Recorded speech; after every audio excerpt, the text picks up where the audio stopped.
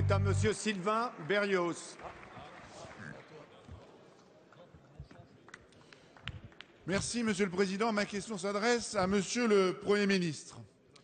Monsieur le Premier ministre, l'urgence est une situation qui peut entraîner un préjudice irréparable si un remède n'est pas apporté dans les plus brefs délais.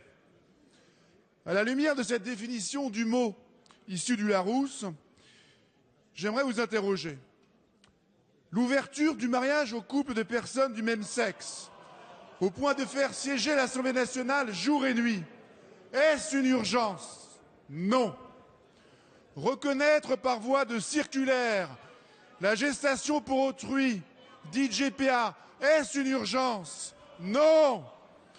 Abroger la loi Ciotti permettant de suspendre les allocations familiales pour les familles qui n'envoient pas leurs enfants à l'école, est-ce une urgence? Non. Décréter la semaine des 4 jours et demi à l'école sans aucune concertation avec les mères, les parents d'élèves ou les enseignants, est-ce une urgence? S'il vous plaît, abroger écoutez, la fiscalité on est à l'Assemblée anti-délocalisation, indispensable à notre économie, est-ce une urgence? Alors, Monsieur le Premier ministre, chaque mois, ce sont des milliers de personnes qui perdent leur travail. La seule urgence du pays, qui, si elle n'est pas traitée, fera des dégâts irréparables, c'est ceux qui perdent leur travail, et certainement pas par vos textes dogmatiques qui ne font qu'exacerber la division à un moment où nous avons besoin de nous unir dans une union nationale pour sortir le pays de la crise économique dans laquelle nous nous trouvons.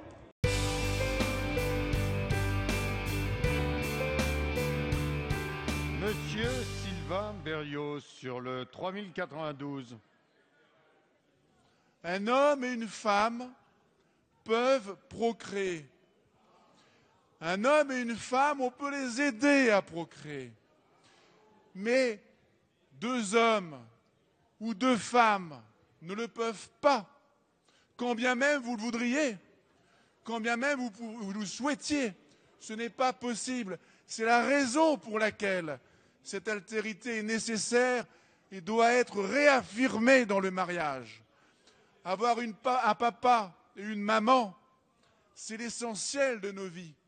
Et c'est l'essentiel de notre histoire. Et c'est vers eux qu'on se retournera lorsqu'on aura besoin de sens, quelle que soit l'histoire, par ailleurs, d'une famille qui se recomposera. C'est pour ça que nous demandons que cet amendement soit voté. Merci. La parole est à Monsieur Sylvain Berrios. Madame la ministre, je voterai contre ce projet de loi. Je voterai contre parce que c'était également dans ma profession de foi. Mais je voterai contre parce que vous auriez pu choisir le consensus. Nous vous avons proposé l'union civile. Et en cela, d'ailleurs, le débat a fait avancer l'opposition, puisque nous avions pu nous rassembler sur cette union civile. Mais ce n'est pas le choix que vous avez fait. Vous avez fait d'abord un choix d'affrontement. Le choix d'affrontement est de refuser d'entendre les Français qui, par centaines de milliers, se sont rassemblés de façon pacifique pour vous dire que ce n'était pas possible et que ce n'était pas leur choix de civilisation. Mes chers collègues, le gouvernement présente un projet de loi visant donc à moderniser l'action publique territoriale et à affirmer le rôle des métropoles. En voyant disparaître le terme de décentralisation, certains ont regretté un manque d'ambition, d'autres hier ont parlé d'improvisation. En ce qui me concerne, je parlerai de supercherie. C'est une supercherie parce que, en réalité, ce texte ne poursuit pas l'objectif d'affirmer le rôle des métropoles, ni même de moderniser l'action publique, parce que sinon, on ne remettrait pas une couche épaisse au millefeuille administratif. Non, il poursuit en réalité un objectif obsessionnel du gouvernement, celui de déposséder les maires de leurs compétences en matière d'urbanisme, d'aménagement et d'imposer toujours plus de logement social.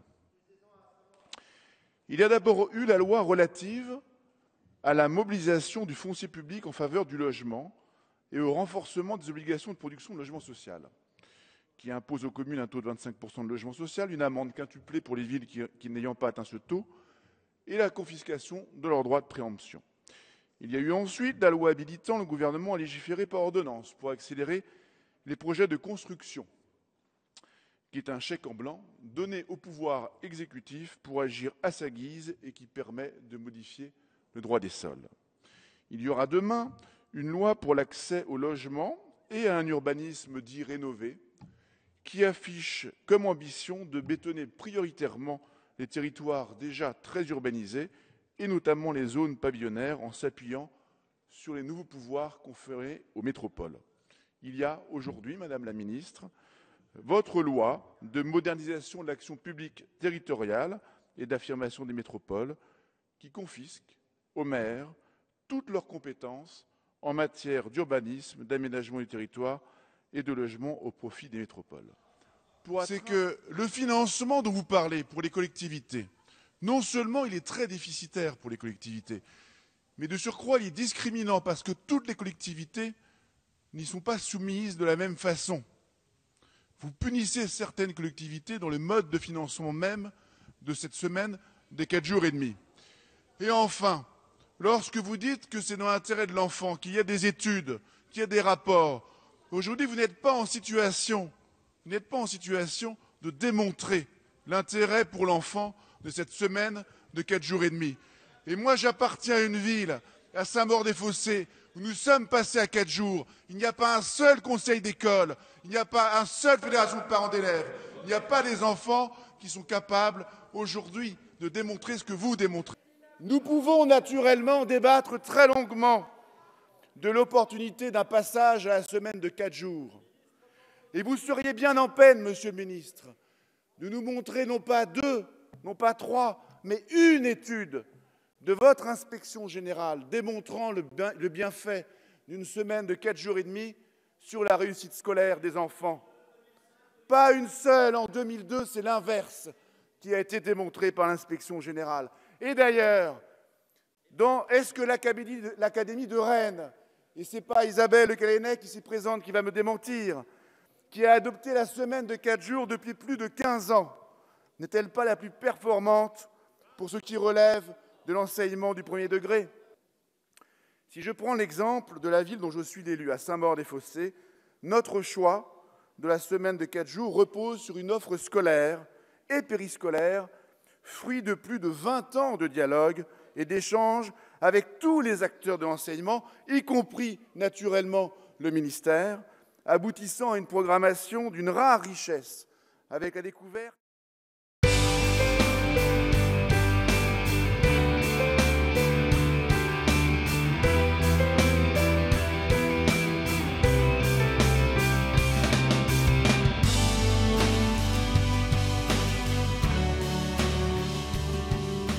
Que va vous poser M. Sylvain Berrios, Madame la ministre de l'Écologie, du Développement durable et de l'Énergie, sur la réalisation d'une étude d'impact sur les installations industrielles du port de Bonneuil-sur-Marne. Vous avez la parole, mon cher collègue.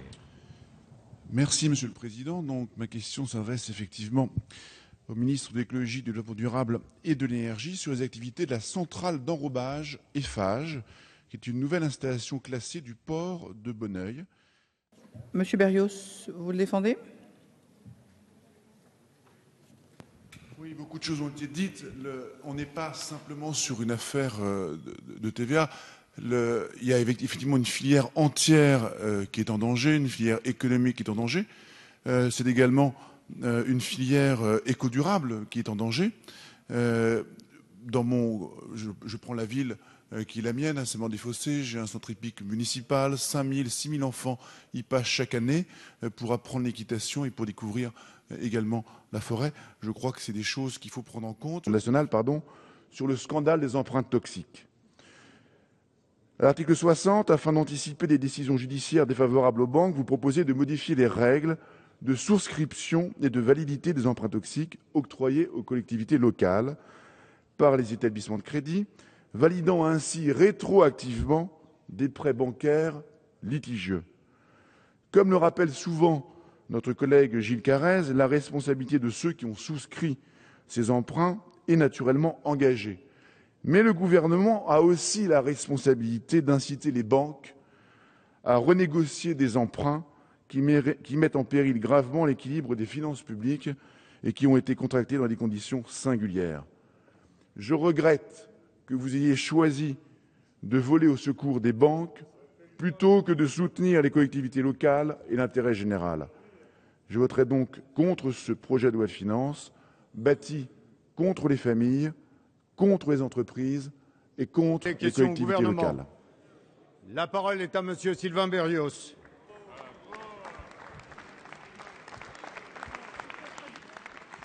Monsieur le Président, Monsieur le Premier ministre, les agriculteurs sont en colère.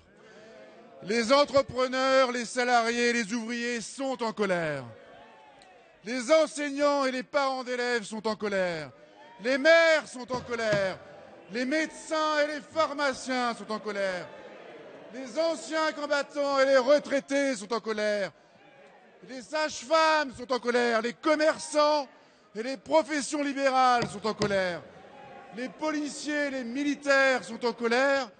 Même les vétérinaires sont dans la rue pour la première fois depuis 50 ans. Toute la France est en colère. Ils sont en colère parce que vous les avez trompés. Vous avez promis l'emploi aux Français et le chômage n'a jamais été aussi élevé. Vous avez promis le pouvoir d'achat et les Français sont matraqués d'impôts. Vous avez promis une maîtrise de la dette et elle atteindra 96% du PIB en 2015. Aujourd'hui, après 18 mois, l'heure de vérité est arrivée. Vous avez pris l'engagement de ramener le déficit public à 3,6% en 2014 et à 3% en 2015. Le budget que vous proposez au Parlement français n'est pas conforme à cet engagement. La Commission européenne vient de vous rappeler à l'ordre avec sévérité. Or, depuis cette année, la Commission européenne peut exiger des changements si le budget de la France n'est pas conforme aux objectifs fixés. Ce n'est plus seulement la crédibilité de votre gouvernement qui est en cause, c'est la crédibilité et la souveraineté de la nation. Monsieur le Premier ministre, la France est au bord du chaos. Quand allez-vous prendre conscience de la situation? Quand allez-vous enfin changer de politique? Merci.